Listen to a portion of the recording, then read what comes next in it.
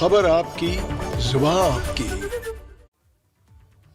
नमस्कार, स्वागत है आप सभी का। मैं हूं आपके साथ अनु सिंह। सीधा रुख करेंगे लखनऊ का, जहां मुख्यमंत्री योगी आदित्यनाथ केंद्र की गति शक्ति योजना में मौजूद हैं। केंद्र और राज्य सरकार की उन सभी योजनाओं में उत्तर प्रदेश अग्रणी भूमिका के साथ कार्य कर रहा है। चाहे वह जितनी भी ऐसी योजनाएं हैं, उन सभी योजनाओं को एक क्रमबद्ध तरीके से हम लोगों ने आगे बढ़ाया और विगत 5 वर्ष के अंदर प्रदेश के अंदर इंफ्रास्ट्रक्चर डेवलपमेंट ने भी एक नई गति पकड़ी है। गति और शक्ति एक दूसरे के प्रतीक हैं। अगर शक्ति है तो स्वाभाविक रूप से गति भी होगी, और गति है तो वह अपने आप इस बात को साबित करता है कि इसके पीछे शक्ति जरूर होगी। तो स्वाभाविक रूप से पीएम गति शक्ति इंफ्रास्ट्रक्चर डेवलपमेंट को एक समयबद्ध तरीके से आगे बढ़ाने का एक बेहतरीन माध्यम है, एक बेहतरीन प्लेटफॉर्म हम सब के लिए स्थापित करने जा रहा है। क्योंकि अक्सर होता क्या था, खासतौर पर राज्यों में ये देखने को मिलता था, इंफ्रास्ट्रक्चर डेवलपमेंट का कोई स्कीम बनी तो उसकी जो स्पीड होती थी वह कछुए और कभी कभी केंचुए की चाल से रेंगते हुए चलता था। स्वाभाविक रूप से उसके साथ जुड़ी हुई एजेंसियां और उसके साथ जो एक कॉकस जुड़ जाता था, वह उसकी स्पीड को न केवल बाधित करता था बल्कि उसके माध्यम से एक सामान्य नागरिक के जीवन को भी बाधित करता था, पूरी व्यवस्था को बाधित करता था। लेकिन अब इंफ्रास्ट्रक्चर से जुड़े हुए कोई भी प्रोजेक्ट बाधित नहीं होंगे, और उसके कुछ उदाहरण उत्तर प्रदेश ने प्रस्तुत किए। अभी हाल ही में हम लोगों ने पूर्वांचल एक्सप्रेसवे राष्ट्र को समर्पित किया है। 340 किलोमीटर लंबा यह एक्सप्रेसवे लगभग 20 महीने के कोरोना कालखंड के दौरान इस एक्सप्रेसवे को बनाने में हमने सफलता प्राप्त की, और प्रधानमंत्री जी के कर कमलों से हम लोगों ने इस एक्सप्रेसवे को राष्ट्र को समर्पित भी करवाया। यह उत्तर प्रदेश के पूर्वी अंचल को, जो आर्थिक रूप से कमजोर माना जाता था, उस क्षेत्र में वहां की अर्थव्यवस्था को एक नई गति देने में इसकी बहुत बड़ी भूमिका होने वाली है। क्योंकि एक्सप्रेसवे केवल आवागमन का माध्यम नहीं, बल्कि इसमें 7 स्थानों पर औद्योगिक क्लस्टर विकसित करने के लिए भी सरकार ने एक व्यापक कार्य योजना को आगे बढ़ाया है, और उत्तर प्रदेश की इकोनॉमी को आगे बढ़ाने में इस प्रकार के इंफ्रास्ट्रक्चर एक बड़ी भूमिका का निर्वहन कर सकते हैं।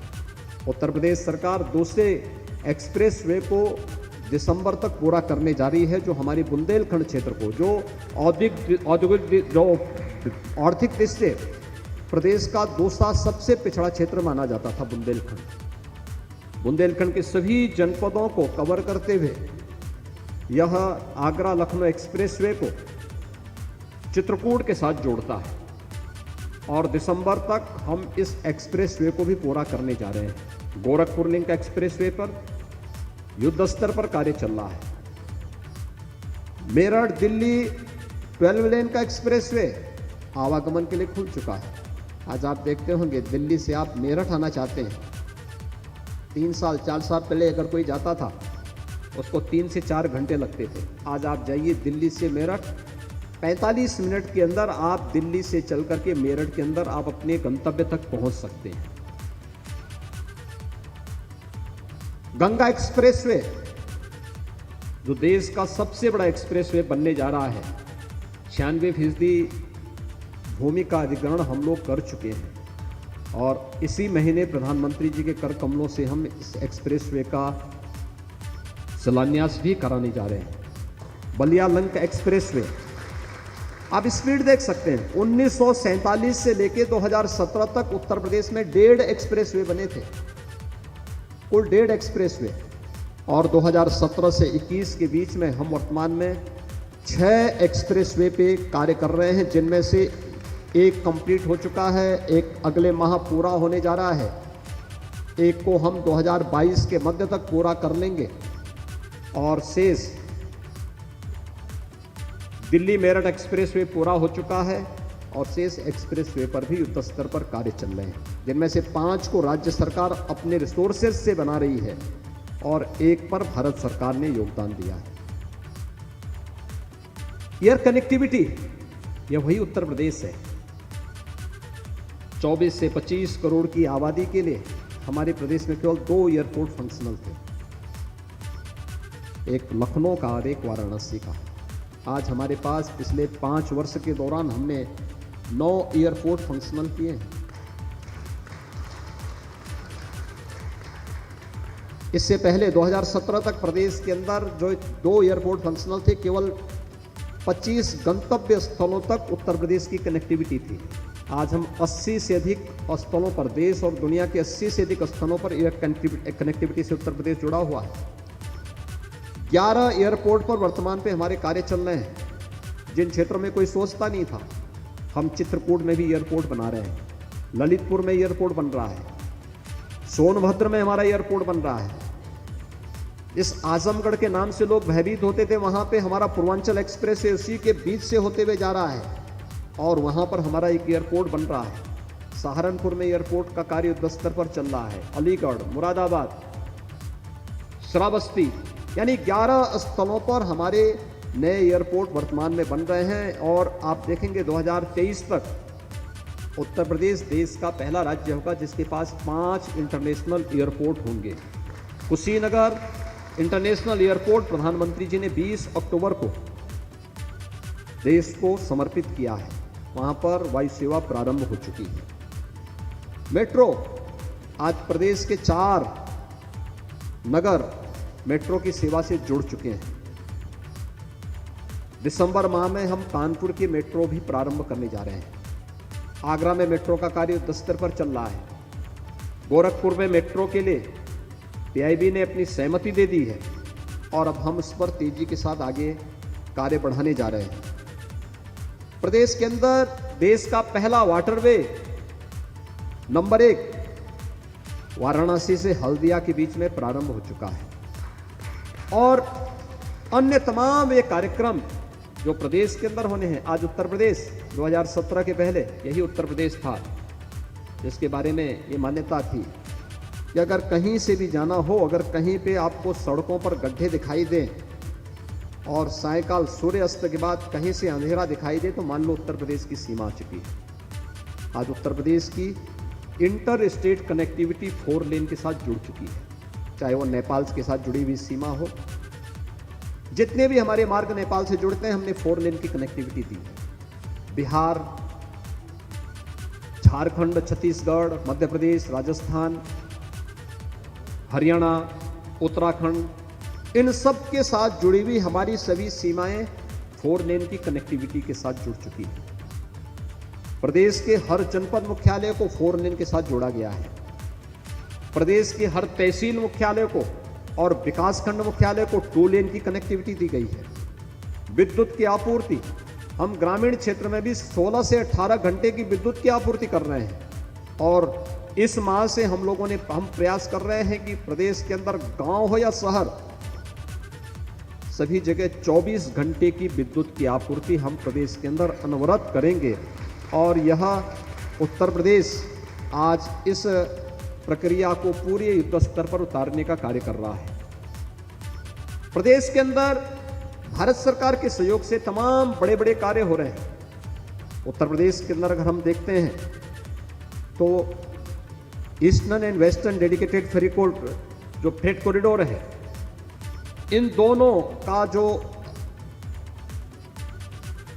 मिलन है ये उत्तर प्रदेश के ही दादरी के बोड़ाकी में, ये दोनों प्रदेश के अंदर मिलते हैं और लॉजिस्टिक हब बनाने की एक बड़ी कार्य योजना को लेकर के भारत सरकार के सहयोग से हम वहां पे आगे बढ़ रहे हैं। प्रदेश के अंदर चाहे वह मल्टी मॉडल लॉजिस्टिक हब हो या मल्टी मॉडल ट्रांसपोर्ट हब के निर्माण की इस कार्रवाई को तेजी के साथ आगे बढ़ाने का कार्य किया जा रहा है।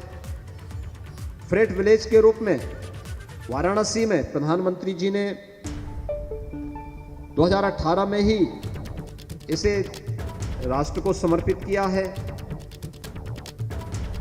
जेवर एयरपोर्ट, आप सोच सकते हैं सरकार की मंशा अगर साफ होती है तो बड़ी से बड़ी चुनौती को भी बहुत सहजता के साथ उसका समाधान निकाला जा सकता है। अभी प्रधानमंत्री जी ने विगत दिनों नोएडा इंटरनेशनल एयरपोर्ट जेवर में उसका शिलान्यास किया है। यह एयरपोर्ट जब बनेगा तो एशिया का सबसे बड़ा एयरपोर्ट होगा। और यह एयरपोर्ट हम वहां पे बना रहे हैं जहां पे आज से 7-8 वर्ष पहले भट्टा पारसोल की घटना घटित हुई थी, जहां किसान मारे गए थे, जहां पर तमाम बड़े बड़े विवाद हुए थे। महीनों तक मीडिया की सुर्खियों में क्षेत्र बना हुआ था, आवागमन बाधित था। वहां पर हम लोग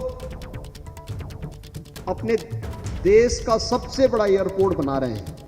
और आप आश्चर्य करेंगे, कोई आंदोलन नहीं, एक भी किसान असंतुष्ट नहीं, और मुआवजा भी उन किसानों को 4 गुना नहीं दिया गया। ग्रामीण क्षेत्र है, दुगने मुआवजे में उन्होंने सभी ने अपनी लैंड को मुख्यमंत्री आवास पर आकर के समर्पित किया, रजिस्ट्री किया है। 3300 एकड़ लैंड उन्होंने पहले चरण में दे दी और 5000 एकड़ लैंड को अभी वे हमें समर्पित करने वाले हैं। संवाद की एक बहुत बड़ी ताकत होती है। शासन और प्रशासन संवेदनशील तरीके से अगर जनता के साथ संवाद बनाती है तो बड़ी से बड़ी समस्या का समाधान हो सकता है। जेवर एयरपोर्ट ने गंगा एक्सप्रेस वे जो मेरठ को प्रयागराज से जोड़ने के लिए प्रदेश के अंदर बनाया जा रहा है, इसको या पूर्वांचल एक्सप्रेस वे को बनाते समय हम लोगों ने इस अनुभव को बहुत नजदीक से महसूस किया है।